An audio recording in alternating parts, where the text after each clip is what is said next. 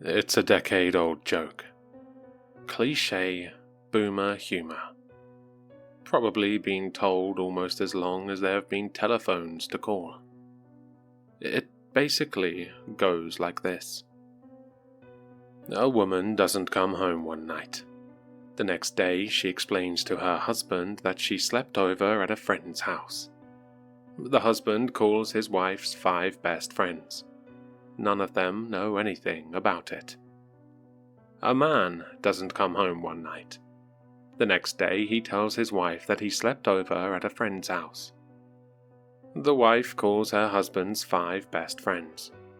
All of them say he had slept over, and 3 claim that he was still there. Of course, the number of friends varies, etc., but it's a pretty specific joke, so it has fewer forms than most.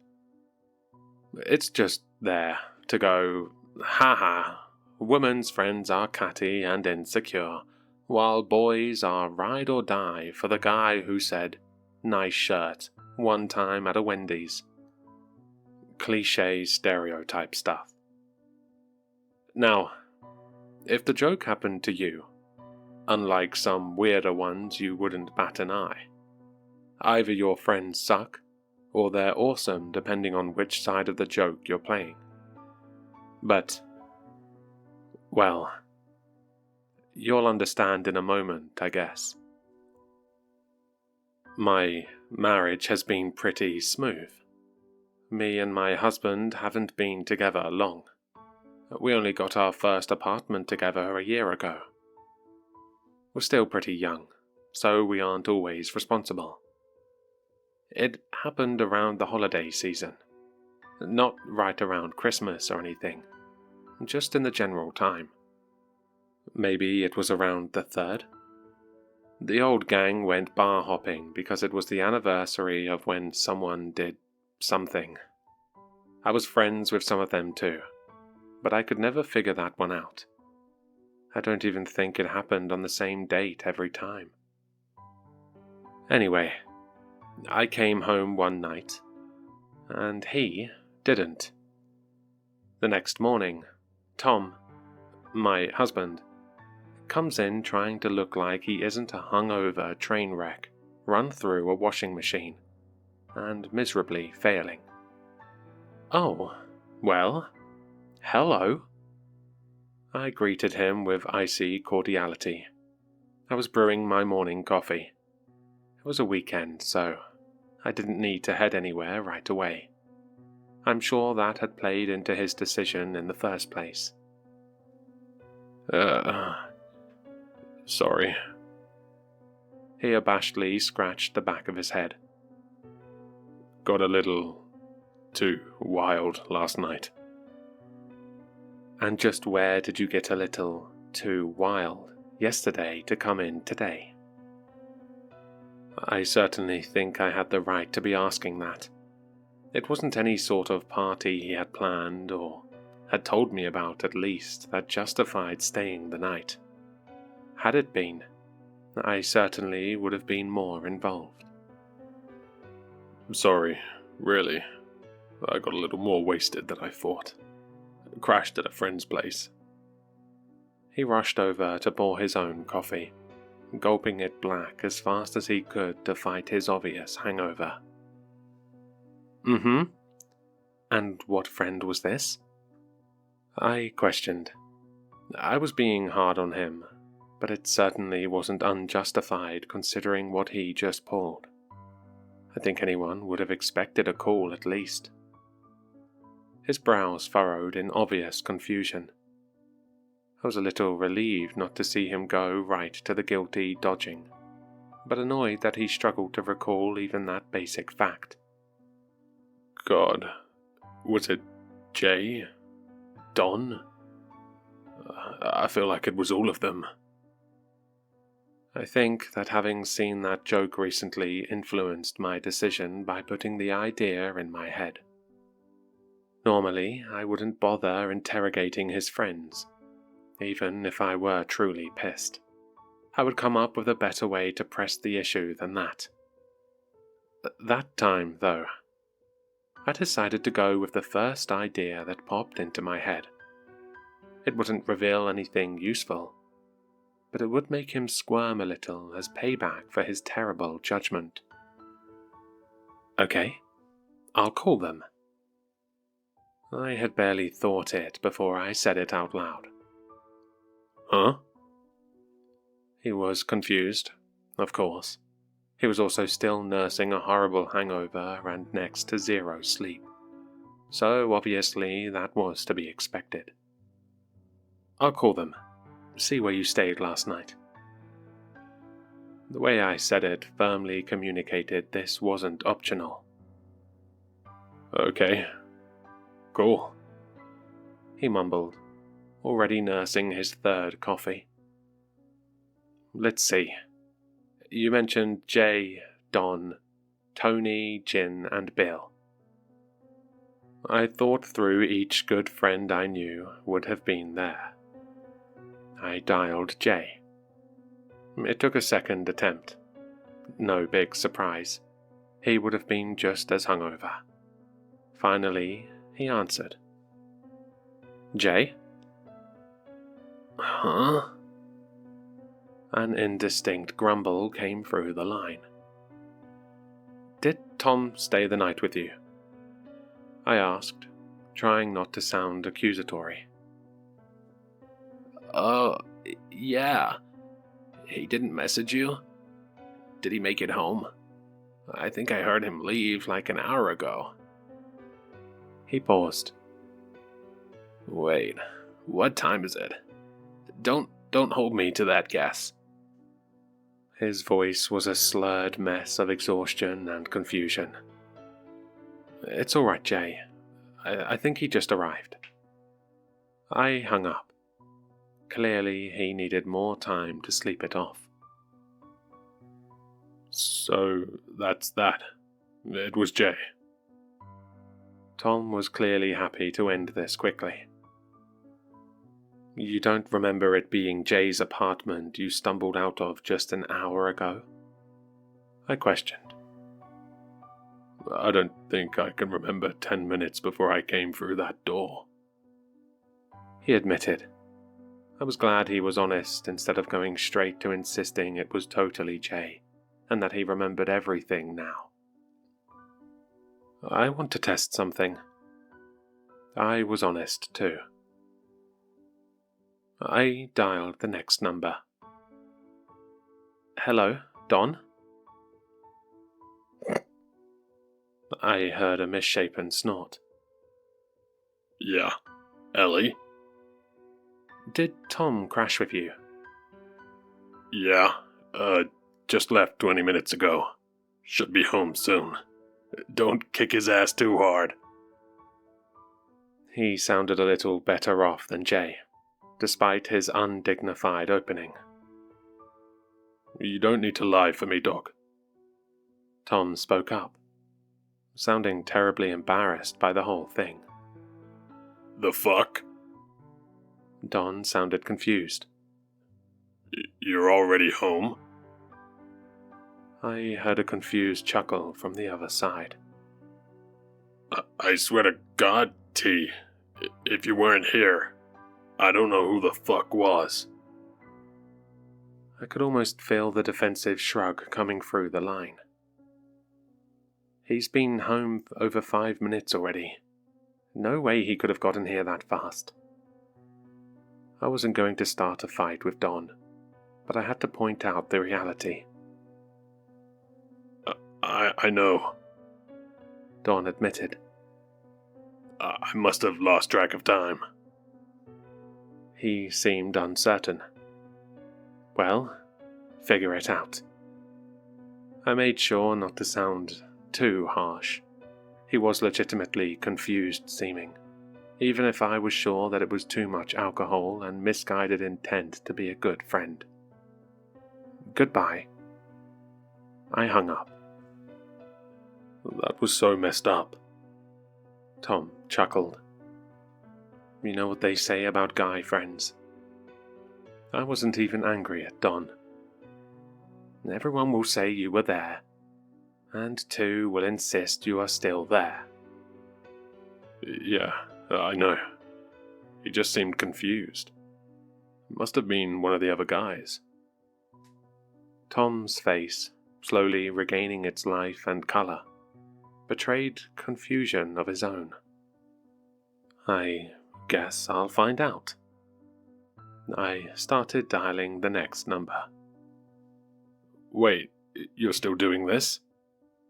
He questioned. Let me enjoy this spectacle, and maybe I'll forget to be mad at you. I pointed out the obvious. That made him quiet. Hey, Jin. I eagerly greeted the next on my list. Yeah? He vaguely tried to cover up his obvious hangover. Did Tom crash with you yesterday? I asked the same question. Did he? He's still here. I had to stifle a laugh. Tom looked mortified. I held up a hand to stop him from speaking up and ruining the fun. Could you put him on? I wondered just how he would get out of this. Sure. I looked at Tom in befuddlement. He looked equally lost. Just what was Jin going to do? He couldn't fake my husband's voice if his life depended on it. Hey, man, get up. I faintly heard him talking over the phone. He was clearly holding it away from his face. Yeah? My blood ran cold. That sounded exactly like Tom. Your wife's calling, bro. I told you to move your ass. You're screwed, man. I could hear the phone get chucked onto a bed, and someone fumble to pick it up. Hey, Ellie. Tom's face, contorted in horror, had a much clearer sound of what was unmistakably his own voice coming from over the phone. It was groggy and slurred, but absolutely his own. What is this? My words were of pure shock. I'm sorry. I got way too smashed. I conked out right here with Jin. I should have had someone drive me home. And I definitely should have messaged you.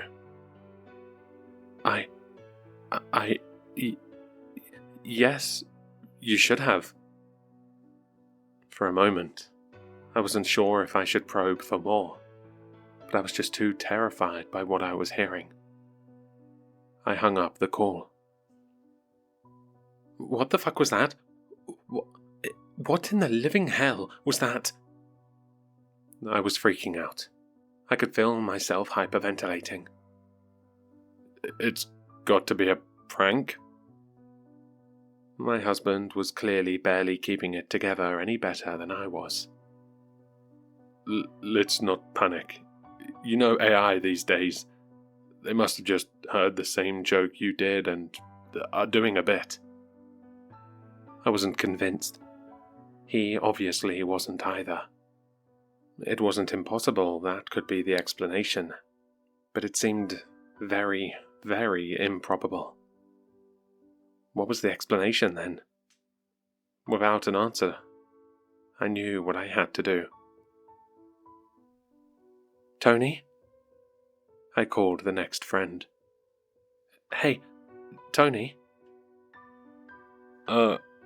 Yeah? Sorry, cleaning up over here. He sounded markedly better than the others. That's all right. I just wanted to check. Did Tom stay at your place? Tom, did you really not call Ellie? Tony shouted away from the phone, annoyance clear in his voice. I lost my phone, man. Sorry. My husband, yet another one, called back. Jeez. Yeah, he's right here. I'll send him home when he's done cleaning my sink out. You can guess why.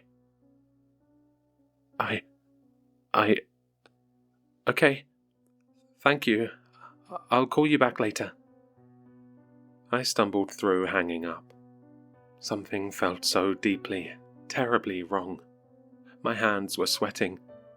They really prepared these perfect responses after a night of getting stone cold smashed at bars? No way. This wasn't a joke, and it wasn't okay. The world was wrong. Terribly wrong. I misdialed Bill 3 times before finally getting through. Tom just started pacing the room, racking his brain for what could be happening, or trying to remember. I was too focused on the last call to ask. Bill! I couldn't hide the desperation in my voice.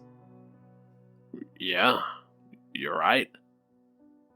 He sounded concerned at my panic. Shit, did Tom not tell you? He stayed over. Everyone's okay. He guessed at the source of my panic. Is he still there? I didn't know which I wanted. If he said no, I would have no more answers. If he said yes, I didn't know if I could keep it together, hearing another impossible husband.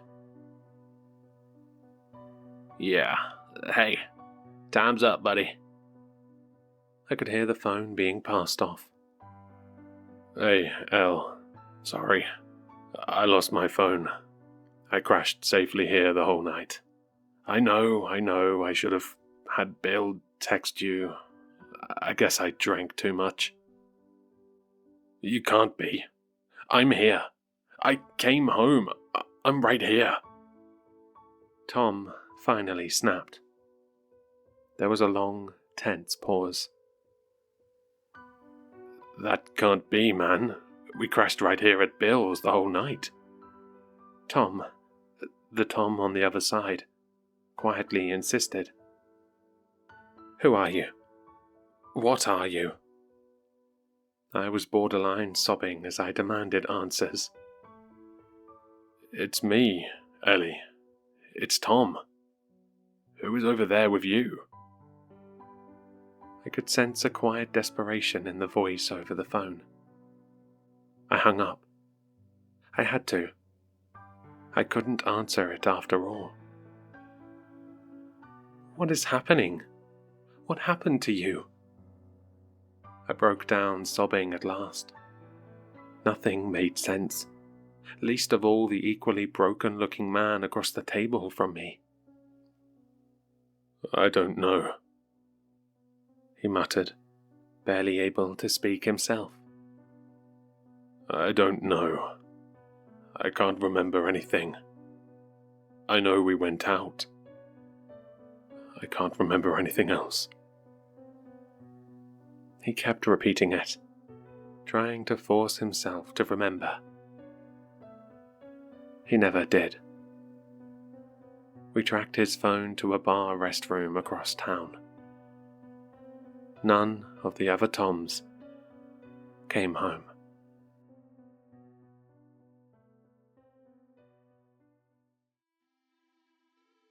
I hope you enjoyed the story. For more content, please like, subscribe, and leave a comment. Your support keeps the shadows dark. If you want more Sinister, links to my social media and Spotify can be found in the description, unless you're already there. Don't forget to sign up to the Patreon, where you can see all the content a day earlier, and an exclusive video every month once we hit 20 patrons. Until next time, keep your lights low, eyes open, and your doors locked.